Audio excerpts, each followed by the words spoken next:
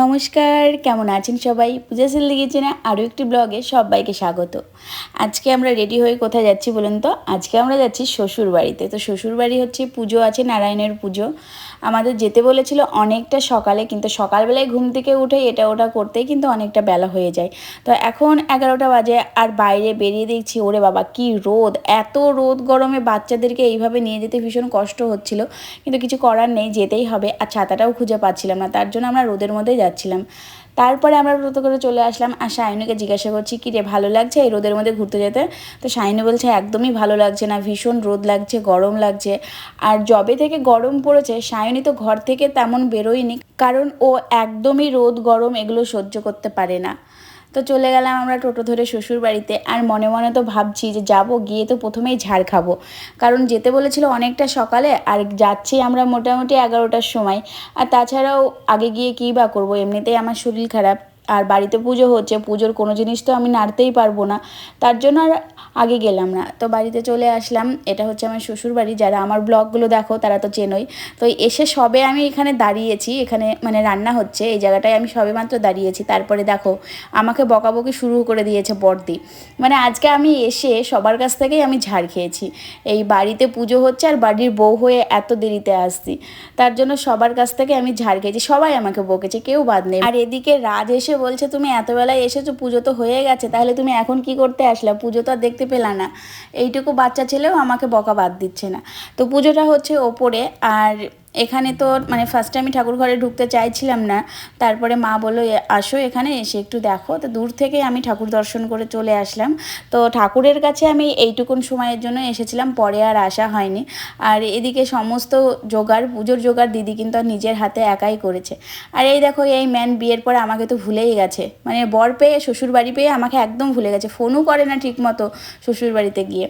আর এদিকে রান্নার জন্য মশলা করতে গিয়ে এমন কাণ্ড করে বসেছে, যেটা দেখে হাসি তো পাচ্ছে আবার খারাপও লাগছে।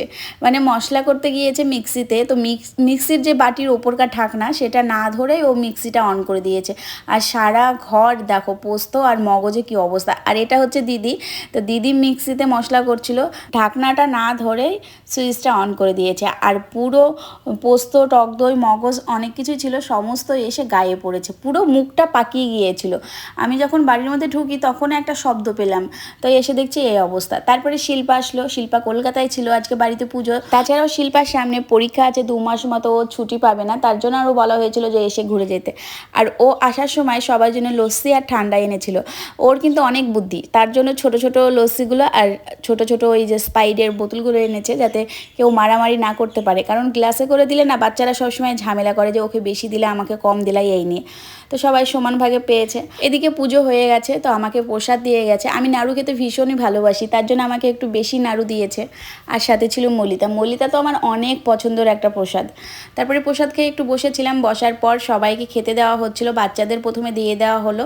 আমি ওদের ভিডিও বানাচ্ছিলাম, রাজ দেখে কি হাসি, মানে মুচকি মুচকি হাসছে, ওর তো ভীষণই লজ্জা। আর পুজোটা অনেকটা সকাল সকাল হয়ে গেছে, কারণ ঠাকুরমশাই এসেছিল 7টার সময়, তার জন্য খুব তাড়াতাড়ি পুজোটা হয়ে গেছে।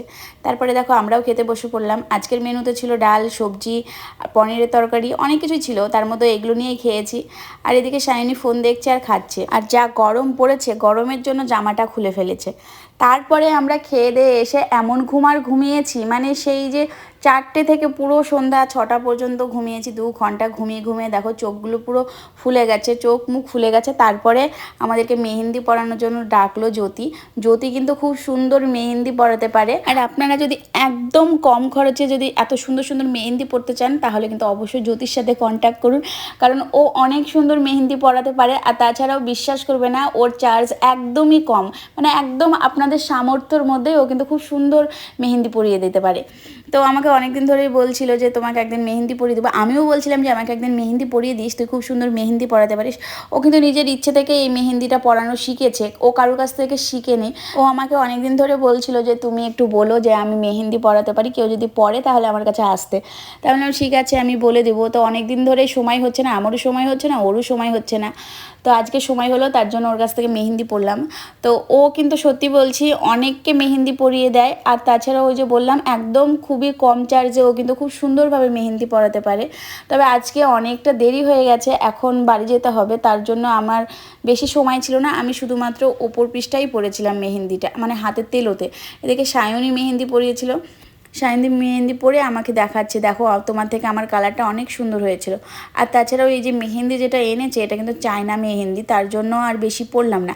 আর উল্টো পৃষ্ঠায় আমি পাকামো মেরে একটু পড়তে গিয়েছিলাম, আমি শুধুমাত্র একটা লতা করেছিলাম, তো সায়নী আমাকে বললো এরকম এরকম করো, তার জন্য একটু ঘেঁচামেচা হয়ে গেছে। উল্টো পৃষ্ঠা কিন্তু আমি করেছি, ও করেনি। আর ও কিন্তু এই যে সোজা পৃষ্ঠায় করেছে, কি দারুণ লাগছে।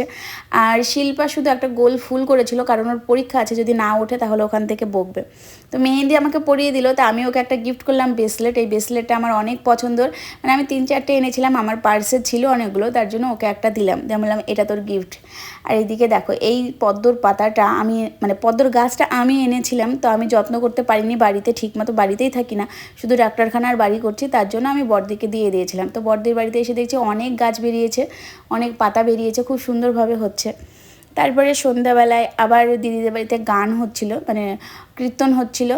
আর এখন যা গরম পড়ছে, এই পরিস্থিতিতে আমার ভীষণ শরীর খারাপ করছিলো, এত গরমে আমি থাকতে পারছিলাম না, তার জন্য আমি চলে আসলাম। আর তার থেকেও বড় কথা, সায়নী কিন্তু ভীষণ বিরক্ত হচ্ছিল গরমের মধ্যে, তার জন্য আমরা বাড়ি চলে আসলাম। আজকের ব্লগটা এইটুকু ভিডিও তোমাদের সাথে শেয়ার করলাম। সারাদিন ঘুমিয়ে কাটিয়ে দিয়েছি, বেশি ভিডিও নেওয়া হয়নি। তো কেমন লাগলো কমেন্ট করে কিন্তু অবশ্যই জানাবা। চলো সবাইকে টাটা বাই বাই, ভালো থেকো সবাই।